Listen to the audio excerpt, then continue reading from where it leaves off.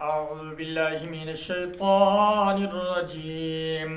بسم الله الرحمن الرحيم. أتأمرون الناس بالبر، کیا تم لوگوں کو نیکی کا حکم دیتے ہو؟ یہ آیات مبارکہ ان یہودی علماء کے بارے میں ہے جن سے ان کے مسلمان رشتہ داروں نے دین اسلام کے متعلق دریافت کیا تو انہوں نے کہا تم اس دین پر قائم رہو۔ حضور صلی اللہ تعالی علیہ وآلہ وسلم کا دین حق ہے اور کلام سچ ہے، یا ان یہودیوں کے حق میں نازل ہوئی جنہوں نے مشرکین عرب کو حضور اقدس صلی اللہ تعالی علیہ وآلہ وصحابہ وسلم کے مبعوث ہونے کی خبر دی تھی اور حضور صلی اللہ تعالی علیہ وآلہ وسلم کی پیروی کرنے کی ہدایت کی تھی۔ پھر جب حضور صلی اللہ تعالی علیہ وآلہ وسلم مبعوث ہوئے تو یہ ہدایت کرنے والے حسد سے خود کافر ہو گئے، تو انہیں فرمایا گیا کہ لوگوں کو نیکی کا حکم دیتے ہو اور خود کو بھلاتے ہو۔ یاد رہے کہ اس آیات کا شان نزول خاص ہونے کے باوجود حکم عام ہے اور ہر نیکی کا حکم دینے والے کے لیے اس میں تعزیانہ عبرت ہے۔ میرے دوستو توجہ فرمائیں، یہاں ایک بات ذہن نشین رکھیں کہ معمولی فساد اس وقت تک بہت بڑے فتنے اور تباہی کی شکل اختیار کر لیتا ہے جب اس کا ارتکاب کرنے والے خود وہ لوگ ہوں گے جو دوسروں کو تو بھلائی کا حکم دیتے ہوں گے، لیکن جب ان کے عمل سے پردہ اٹھے گا تو معلوم ہوگا کہ گناہوں کے سب سے بڑے مریض یہی لوگ ہیں۔ انہیں یاد رکھنا چاہیے کہ قول و فعال کا تضاد اور خلوط و جلوط کا فرق دنیا و آخرت دونوں لیے بہت نقصان دہ ہے۔ دنیا میں تو یہ اس قدر نقصان دہ ہے کہ ایک مرتبہ کسی کے متعلق یہ تضاد ثابت ہو جائے تو لوگ زندگی بھر اسے منہ لگانا پسند نہیں کرتے، بلکہ ایسوں کے عمل کو دیکھ کر نہ جانے کتنے لوگ ہمیشہ کے لیے دین ہی سے متنفر ہو جاتے ہیں، اور آخرت میں اس کا نقصان کتنا زیادہ ہے اس کا اندازہ اس روایت اور حکایت سے خود ہی لگا لیجئے۔ حضور صلی اللہ تعالی علیہ وآلہ وصحابہ وسلم نے ارشاد فرمایا، قیامت کے دن کچھ لوگوں کو جنت کی طرف لے جانے کا حکم ہوگا، یہاں تک کہ جب وہ جنت کے قریب پہنچ کر اس کی خوشبو سونگھیں گے، اس کے محلات اور اس میں اہل جنت کے لیے اللہ تعالیٰ کی تیار کردہ نعمتیں دیکھ لیں گے تو آواز دی جائے گی، یعنی ندا دی جائے گی، انہیں جنت سے لٹا دو کیونکہ ان کا جنت میں کوئی حصہ نہیں۔ یہ آواز سن کر، ندا سن کر وہ ایسی حسرت کے ساتھ لوٹیں گے کہ اس جیسی حسرت کے ساتھ ان سے پہلے لوگ نہ لٹائے ہوں گے۔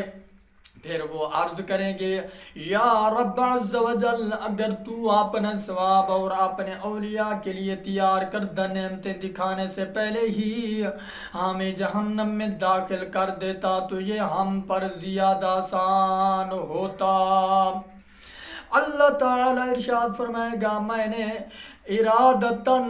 تمہارے ساتھ ایسا کیا ہے، اور اس کی وجہ یہ ہے کہ جب تم تنہائی میں ہوتے، یعنی کلے ہوتے تھے، تو بڑے بڑے گناہ کر کے میرے ساتھ اعلان جنگ کرتے تھے، اور جب لوگوں سے ملتے تو عاجزی و انکساری کے ساتھ ملتے تھے۔ تم لوگوں کو اپنی وہ حالت دکھاتے تھے جو تمہارے دلوں میں میرے لیے نہیں ہوتی تھی۔ تم لوگوں سے ڈرتے یعنی تم لوگوں سے ڈرتے اور مجھ سے نہیں ڈرتے تھے، تم لوگوں کی عزت کرتے تھے اور میری عزت نہ کرتے تھے، تم لوگوں کی وجہ سے برا کام کرنا چھوڑ دیتے تھے لیکن میری وجہ سے برائی نہ چھوڑتے تھے۔ آج ہمیں تمہیں اپنے ثواب سے محروم کرنے کے ساتھ ساتھ اپنے عذاب کا مزہ بھی چکھاؤں گا، یعنی اپنے عذاب کا مزہ بھی چکھاؤں گا۔ اور حضرت ابراہیم تیمی رحمۃ اللہ تعالی علیہ فرماتے ہیں، میں موت اور مرنے کے بعد ہڈیوں کی پوسیدگی کو یاد کرنے کے لیے کثرت سے قبرستان میں آتا جاتا تھا۔ ایک رات میں قبرستان میں تھا کہ مجھ پر نیند غالب آ گئی اور میں سو گیا تو میں نے خواب میں ایک کھلی ہوئی قبر دیکھی اور ایک کہنے والے کو یہ کہتے ہوئے سنا، یہ زنجیر پکڑو اور اس شخص کے منہ میں داخل کر کے اس کی شرم گاہ سے نکالو۔ تو وہ مردہ کہنے لگا، یا رب عز و جل، کیا میں نے قرآن پاک نہیں پڑھا؟ کیا میں نے تیرے حرمت والے گھر کا حج نہیں کیا؟ پھر وہ اسی طرح ایک کے بعد دوسری نیکی گنوانے لگا۔ تو میں نے سنا تو لوگوں کے سامنے یہ اعمال کیا کرتا تھا، لیکن جب تو تنہائی میں ہوتا یعنی کلھا ہوتا تو نافرمانیوں کے ذریعے مجھ سے مقابلہ کرتا اور تم نے میرا کچھ خیال نہ کیا۔ میرے دوستو بھائیو توجہ فرمائیں،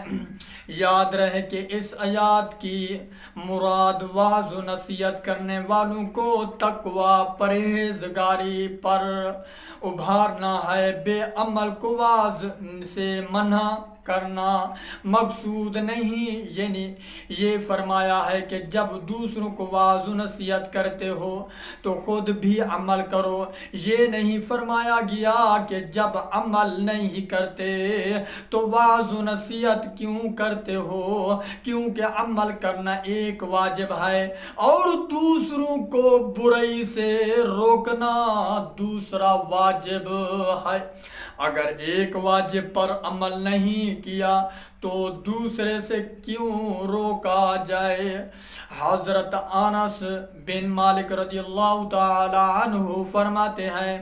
ہم نے عرض کی، یا رسول اللہ صلی اللہ تعالی علیہ وآلہ وصحابہ وسلم، ہم اس وقت تک دوسروں کو نیک اعمال کرنے کی دعوت نہ دیں گے جب تک ہم خود تمام نیک اعمال نہ کرنے لگ جائیں، اور ہم اس وقت تک لوگوں کو برے کاموں سے منع نہ کریں گے جب تک ہم خود تمام برے کاموں سے رک نہ جائیں۔